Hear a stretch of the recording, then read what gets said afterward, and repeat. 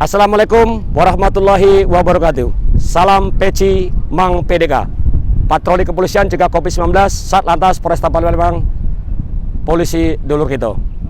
Jadi kami informasikan bahwa jembatan Musi 6 yang menghubungkan antara Ilir dan Ulu akan dibuka pada hari ini untuk masyarakat berlalu lintas pada pukul 16.00 pada hari ini Rabu 6 Januari 2021.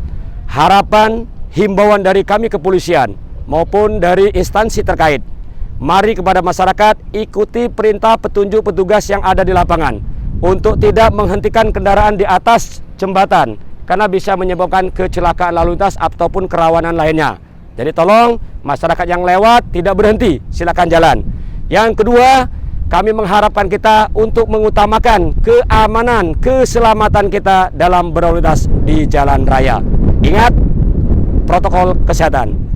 Pakai masker, jaga jarak, jauhi kerumunan, selalu cuci tangan sebelum dan sesudah beraktivitas. Demikianlah himbauan dari kami. Atas perhatian kami ucapkan terima kasih. Salam Peci Mang PDK.